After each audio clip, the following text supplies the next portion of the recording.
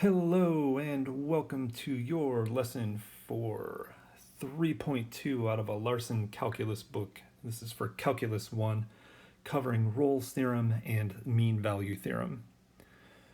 In this video, we will go over what Rolle's theorem is, the conditions needed for Rolle's theorem to apply, why Rolle's theorem is good to use mathematically, and at the very end, finding c-values for Rolle's theorem.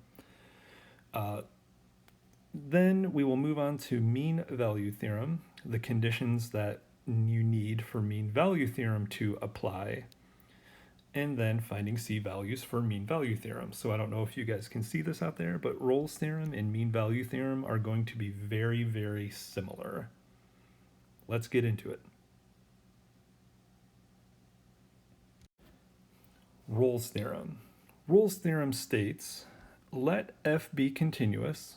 So kind of like what we were doing with the extreme value theorem, we have to check that f is continuous on the closed interval a to b, nothing new.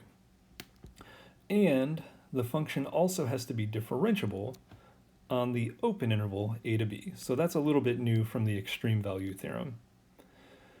If f of a equals f of b, that's just stating if the endpoints have the same y value, or if you're looking at a graph, are the same height. So if we have that, then there exists at least one x value, we'll call it c. This is a very specific x value.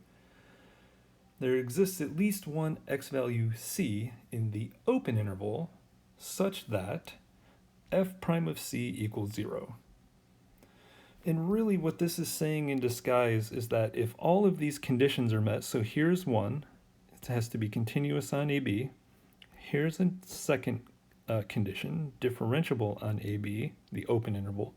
And the third condition is hiding right here. F of A equals F of B. If all of these conditions are met, then what this is telling us is that there is a critical value on the open interval AB.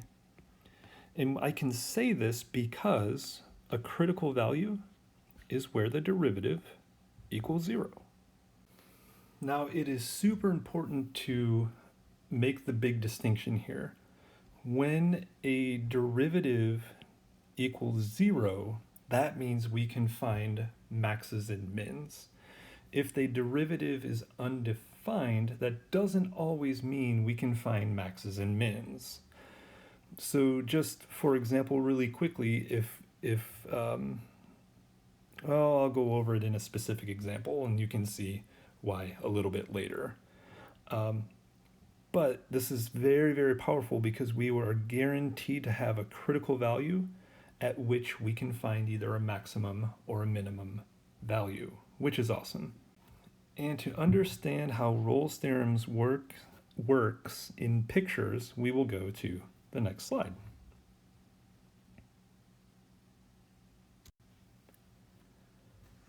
Okay, so continuous and differentiable.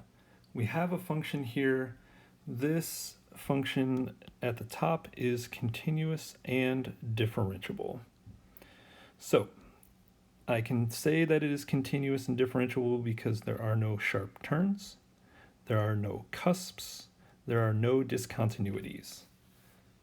All right, so what we are guaranteed with Rolle's theorem is that if it's continuous and differentiable, check. Let me write that down, f of x. So we can say f of x is continuous and differentiable. There we go. And if f of a equals f of b, check, check, and check. Three things to check. They both have the same y value. All right. What we are guaranteed then is that we will have at least one value right here. And in this case, we have two values where the graph or where the function will have horizontal tangent lines, aka where the derivative equals 0, where the derivative C2 equals 0. We are guaranteed to have those values be there. The fun part is trying to find them. So the Rolle's theorem just states, hey, they will be there. These C values, they're going to be there. If all of these things are true, they'll be there. Finding them is another story, which we'll get into when we have an actual example to look at. So it is possible for functions to be continuous but not differentiable. So if I look at this particular function down here, it's continuous, great. F of A and F of B are, the endpoints are at the same height, awesome. But this sharp turn right here, this is preventing us from knowing if there will be an absolute max or an absolute min, or telling us where the function has any critical values. It is a critical value for sure because the derivative does not exist at, we'll call it 2, x equals 2. Because on one side of this value 2, we have a positive slope, and on the other side of this value 2, we have a negative slope, and we don't know what the slope of the tangent line at 2 is supposed to be. That sharp corner presents an issue. So the derivative does not exist at that particular point. And very similarly, over here, we have what is known as a cusp. And a cusp is basically like a corner that we have over here with absolute value. But it involves curves, two curves meeting at a sharp point, or a curve and a line meeting at a sharp point. Those are what we call cusps. So again, the derivative does not exist. We just call that value 2 again. And the derivative would not exist at 2 here. So we don't know what the tangent line is supposed to look like at that particular value. Will it have this slope? Will it have this slope? Will it have a 0 slope? We have no clue. So we have to make sure that function is continuous and differentiable on the interval and that the endpoints are the same. So a list of functions that meet that criteria for continuous and differentiable anyway are polynomials, and that is for any interval you pick for a polynomial. We can have sine and cosine, and lastly we can have any rational or other trig function on its interval, or on its domain, not interval.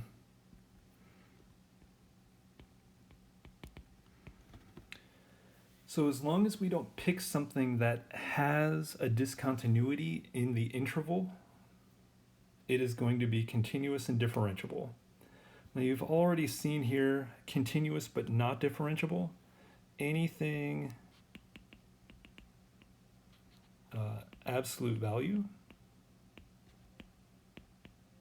we'll say containing the turn, we'll say, or the corner, or a lot of the times it'll be any function being raised to a rational power between 0 and 1. Those will not be differentiable as long as the cusp or the corner is inside the interval. Let's take a look at some examples to get a better clarification on that. So here we have this example. Will Rolle's, short for Rolle's theorem, work? or we would also see, would Rolle's theorem apply to this function on this interval? If so, find all the c values so that f prime of c will equal 0. So we have 3 conditions to make sure that Rolle's theorem will work. The first 2 are, is the function continuous on the closed interval, and is the function differentiable on the open interval? Now, we can just state f of x is a polynomial. So f of x is continuous on the closed interval 2 to 5 and differentiable on the open interval 2 to 5. Cool. The last thing we have to check then is f of a equal to f of b? So that just means we have to find f of 2. So we'll substitute 2 in here and here and get 9 minus 16 is negative 7. And f of 5 would be, let's see, this would be 25 and 5 is 30. 30 minus 40 is 30 minus 40, negative 10. So this would not work, but we can find an interval that would.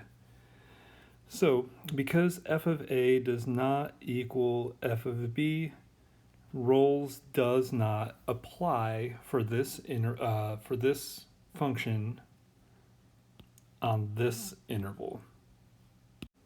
However, if we change the interval to be 2 to 6, and we come down here and find f of 6, we will get the same y value for our endpoint. So far in this example, you've seen where Rolle's theorem would not work because f of a did not equal f of b. But then I went ahead and got rid of the 5 endpoint and extended it over to 6 because I want you to see what it looks like when Rolle's theorem does work. So at this moment, f of a does equal f of b. F of x is still a polynomial and it is still continuous on 2 to 6 and differentiable on the open interval 2 to 6. So if we just make this one little change, we can now apply Rolle's theorem. What Rolle's theorem says that there exists a value c so that f prime of c equals 0. And that's it. Rolle's theorem is done. How do we find that c value? So let's write out then Rolle's says there exists a c such that f prime of c equals 0. So how do you find that c value? Well, you have the clue, it's right there. But it's going to be different solving techniques that are going to be used here because the original function is going to change every time. So how do you find f prime of c? Well, it's pretty simple. You just find f prime of x and just power rule here, 2x minus 8, and you replace x with c. So this would be 2c minus 8. And what do? You set it equal to 0, and you solve for c. So you'd add 8 to both sides. You would divide both sides by 2 and get c equals 4. Now if you want to, you can look at a graph of this And this is going to be a real rough sketch, everybody, so don't go based on accuracy here.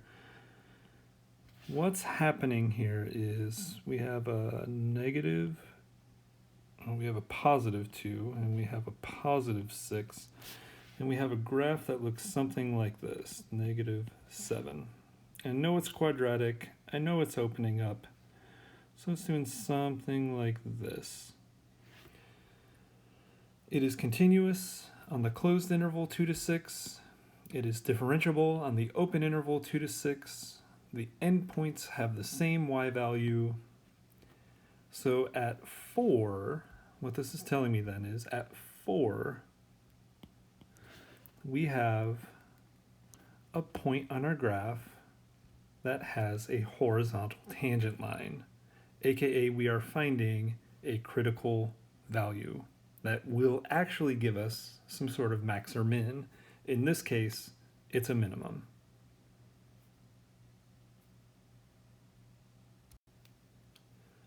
Let's take a look at a few more examples. So here I have 4 different examples sort of squished in here, all on the same slide, which means we'll probably be able to get through them pretty quickly. So check it out. F of x equals x to the 2/3 power minus 1. Now with this we have to be careful because the over 3 here, this means we're taking a cube root of some numbers. And the cube root function is in fact continuous everywhere on the domain. So the domain here, just for the purposes of writing this, the domain here is all real numbers. Okay, so that means the function is continuous on -8 to 8, the closed interval. So let's take the derivative of this thing really quickly. It's just f prime of x, because we have to check to see if it's differentiable. F prime of x would be 2 over 3 x to the 1/3 power by the power rule. So now you'll notice that the derivative is undefined at x equals 0, which mathematically translates into f of x is not differentiable at x equal 0. That's what that means. If we cannot find the derivative of the function, if we cannot put a value for the derivative of the function at x equals 0, then the original function is not differentiable at x equals 0. So Rolle's theorem here will not work. For g of x over here in the blue ink, I see an absolute value function, and the biggest piece of the absolute value function that we need to deal with is the corner, the bend, the break in the graph. When does it turn? So if I just do a really quick check here, I take the inside, x minus 3 equals 0, that means x equals 3. And since this is where the corner is, and the corner is in the interval, we can say g of x is not differentiable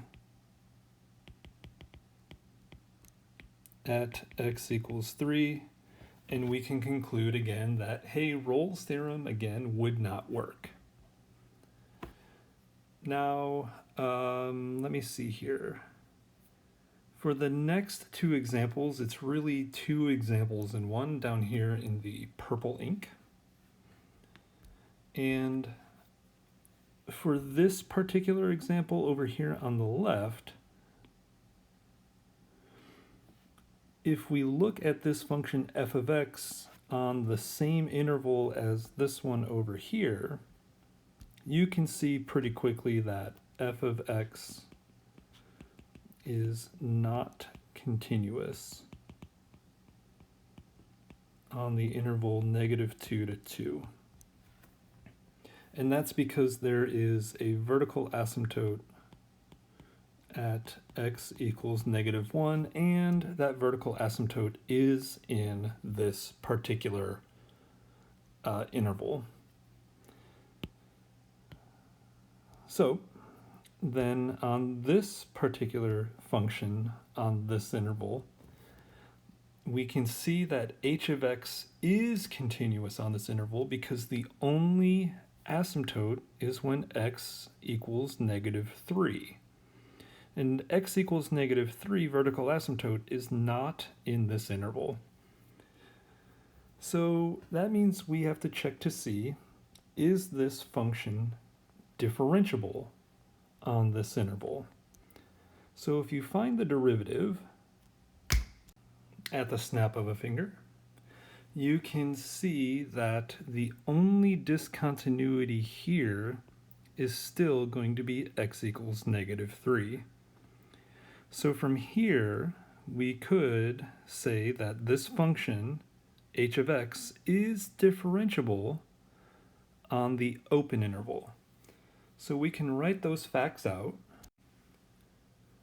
and we can continue in our process of setting the function equal to 0, setting the derivative h prime of c equal to 0, and solving for x. So if I replace all of the x's here with c's, I'd get c squared plus 6c plus 4. And if I multiply both sides of this equation by x plus 3 squared, I would just get, well, the denominator would just essentially disappear, leaving us with c squared plus 6c plus 4 equals 0. And then you would go through and use the quadratic formula, because college algebra skills. Then you would see that you would get an answer that would be c equals -6 plus or minus 2 square root of 5 over 2, which actually simplifies down nicely into -3 plus or minus square root of 5. Now, here's another really fun part of this. This gives us two answers, 1 plus and 1 minus. But only one of these is in our actual interval. If you look at -3 plus square root of 5, you'll get approximately through, what do I get? -0.76, which is in fact in this interval. But if you subtract -3 and square root of 5, you'll get something that's less than -2, and that will not be in this interval. So the only answer we have, even though we got two of them, the only one that works that is in this original interval is -3 plus square root of 5.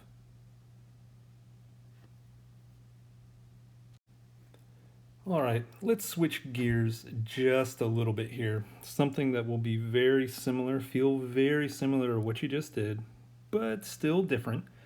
We will take a look at the mean value theorem.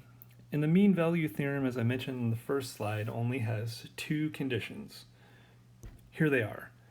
We have f is continuous on the closed interval AB, that should sound familiar, and we have f has to be differentiable on the open interval AB. And that's it. Those are the only two conditions. We take the endpoint away. We don't need the endpoints to be at the same y value. But what this does is that it also takes away our ability to start finding critical values where maxes and mins can actually happen. So one of the differences is we have one fewer conditions to check. but again, we lose that power of finding the critical number. But also, we don't get as nice of an equation. We still have f prime of c, and we get that there exists at least one x value c, such that f prime of c equals, it's not 0 anymore. We have this f of b minus f of a over b minus a. This is saying the slope between the endpoints, which is what Rolle's theorem was doing, but the endpoints were at the same height, so the slope between those endpoints was 0. So we could just say f prime of c equals 0. This one requires a little more work. Don't lose your brain over it. It's just a little more work, a little more college algebra, a little more pre-calculus work. The calculus in these types of exercises are simple steps. So in pictures, what does this look like? Let me draw a quick picture for you here. So here I have a graph.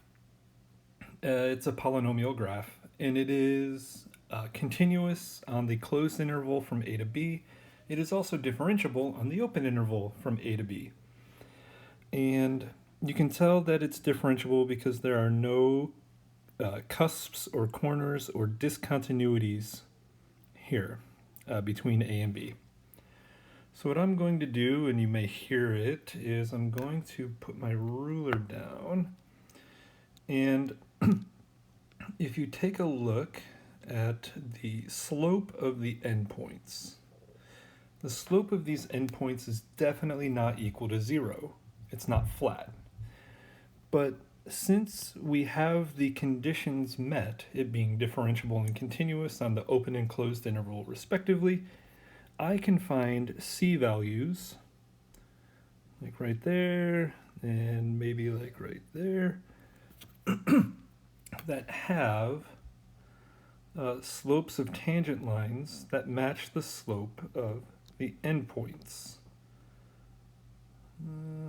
Something like this. There we go. And that x value we would call a c, and this particular x value we would call another c. Those two c values would be where on the function, the x values, the specific x values, where the slope of the tangent line would equal the slope of the line between the endpoints, which we would also call the slope of the secant line. So that's what we are looking to do when we have the mean value theorem. It's just now we are not finding critical values. These are just random values that have the same slope, the slope of a tangent line, the same as the slope of the endpoints. So here are some examples. Does the mean value theorem work? If so, find the c values, so that f prime of c, blah, blah, blah, blah. And however we end up testing moving forward, this will be given to you on any assessment. So, I take a look here. Is this continuous on the interval? Yeah, absolute value functions are continuous. But the absolute value functions are not differentiable. And the absolute value function here is not differentiable at x equals 2/3. And I got that by setting this inside piece equal to 0 and solving for x. And since there is one value that is not differentiable in this interval, the mean value theorem would not apply. So let's take a look at a different interval. So for this interval, MVT will not work. But let's say we pick a different interval, something like 1 to 3. Well, now you can see that the corner of the absolute value graph or the absolute value function, aka where the function is not differentiable, is not in here. And we would be able to move forward with the mean value theorem on this interval. And that gets a little weird, so I'm just going to leave that alone for right now. And I will do a similar example on the next slide. So the next question starts hopefully getting you to think about what intervals are allowable for mean value theorem, for Rolle's theorem. So I just asked this question, what values of x will make the mean value theorem fail? One way to think of this would be, or another question to ask would be, where is this function not continuous? Well, since we have a rational function, we can say, hey, the function is discontinuous when the denominator equals 0. So if we do a little bit of factoring here, this would be x minus 4 and x plus 1 equals 0. That just means x would be discontinuous, or this function would be discontinuous when x equals 4 and negative 1. So if you try to give an interval that includes either of these values, you cannot use the MVT for this function. But if you pick something like 0 to 3 that contains neither of these, or heck, you could even pick negative 100 to negative 1.01, that would work. That contains neither of these. So again, it's kind of like in a previous video where you had an infinite number of answers for intervals that will work with the MVT. Any interval that contains either of these will not work with the MVT. On this slide, a complete example. Does the MVT work? If so, find all c values so that f prime of c equals this nutty fraction. All right, well, first, let's just double check, is f of x continuous on this interval? Well, if we knew what the domain was, I bet we could figure it out, or we could use what I just did on the last slide, huh? So I would say x equals 5 is where f of x is not continuous. And this is not in this interval, so we can say f of x is continuous on the closed interval 1 to 4. So that's good. Is it differentiable on the open interval 1 to 4? All right, well, let's find the derivative here. I'm going to snap my fingers and find the derivative. All right, so here is the derivative. Again, there is a discontinuity here, but it's at x equals 5, just like I mentioned in a previous video. If there's a discontinuity in the original function, there will be a discontinuity in the derivative.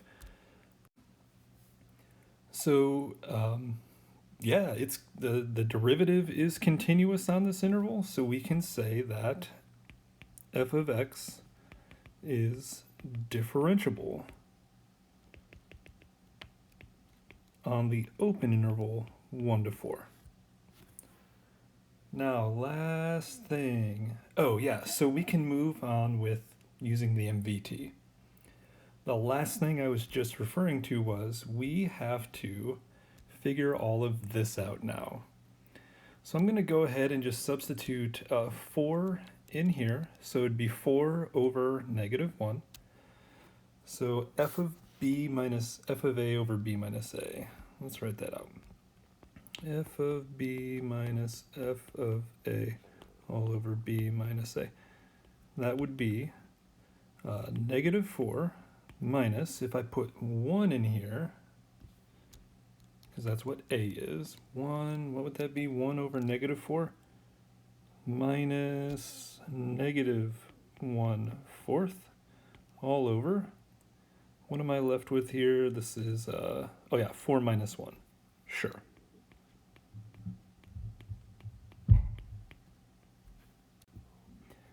So let's see here. This would be negative 15 over 4 minus over 3. I can multiply top and bottom here by 4 to get rid of this and get negative 15 over 12, which reduces to, what does that reduce to? Negative 5 over 4. Remember, this is just this piece.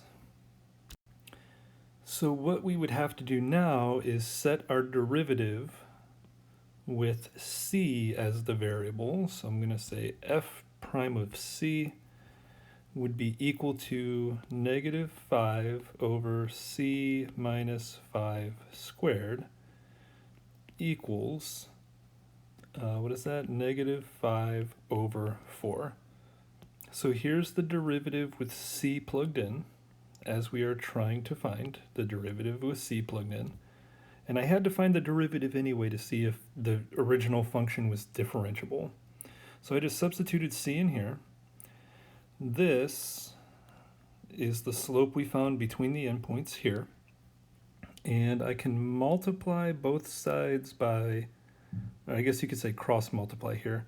But you'll notice that the negative 5s will end up dividing both sides of this equation by negative 5, and they will cancel out.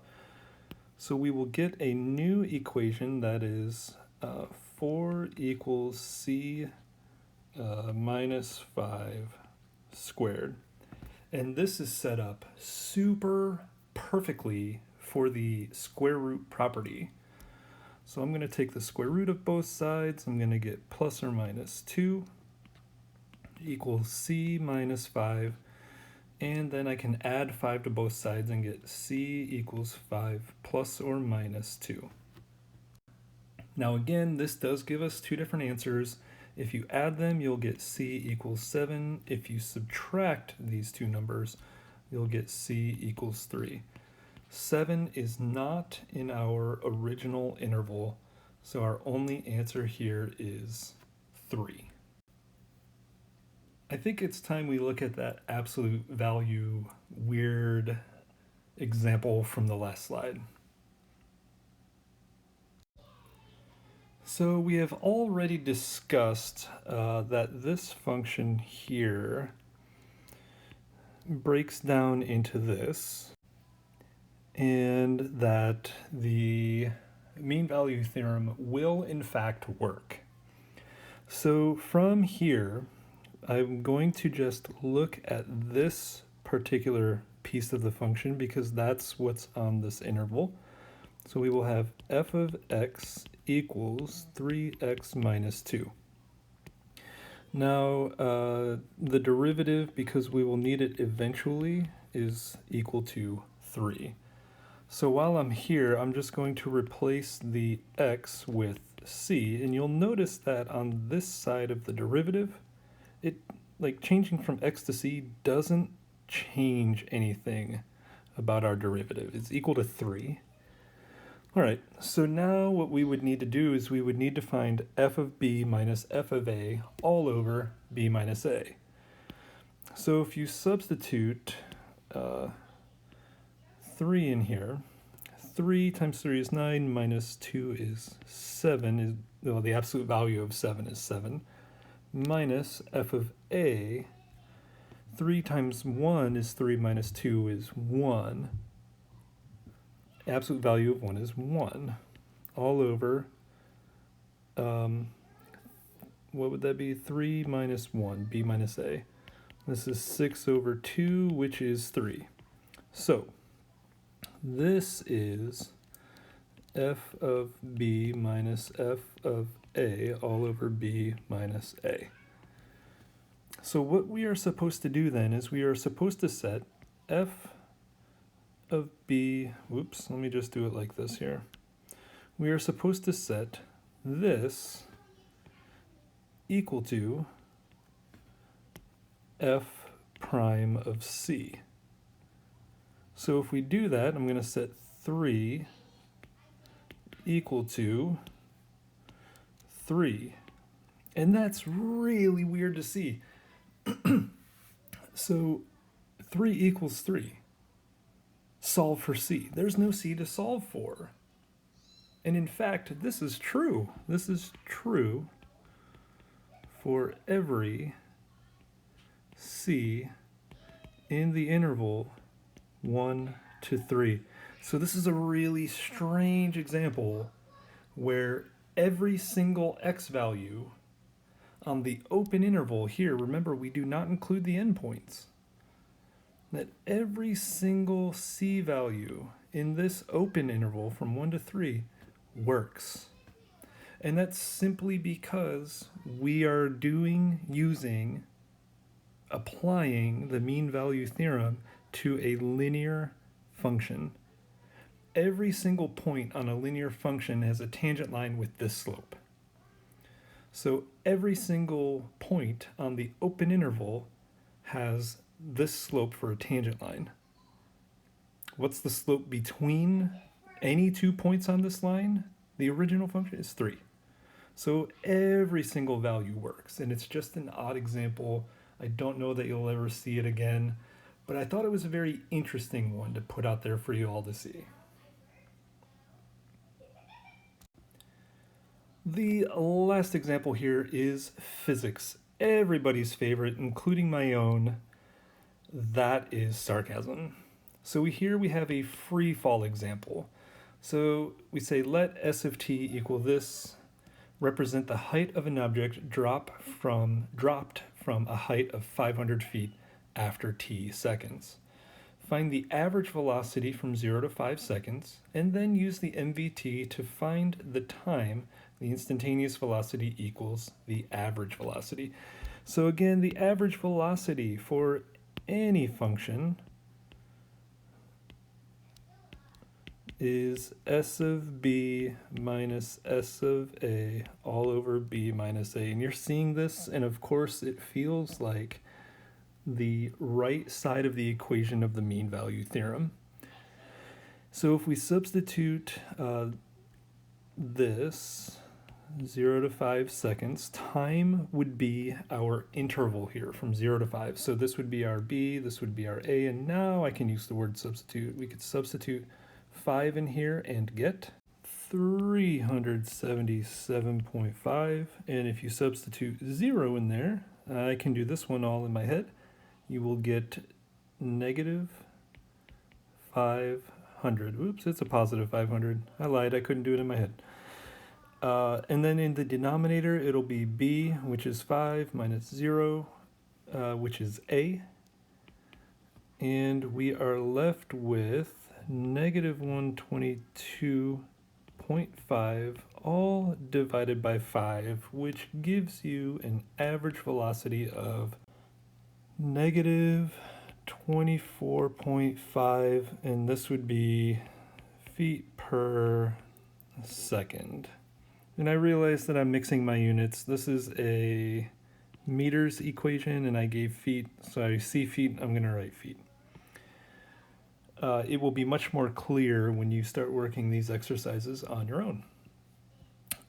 So then what we are told is then that we can find a velocity, we can find a time for when the instantaneous velocity, which would be v of t equals s prime of t, which would be, if you took the derivative of the position function up here, you would get negative 9.8 t, and we can set it equal to the average velocity over that same time interval and get that the time would be 2.5 seconds. That concludes the lesson for 3.2, Rolle's and mean value theorem. Good luck!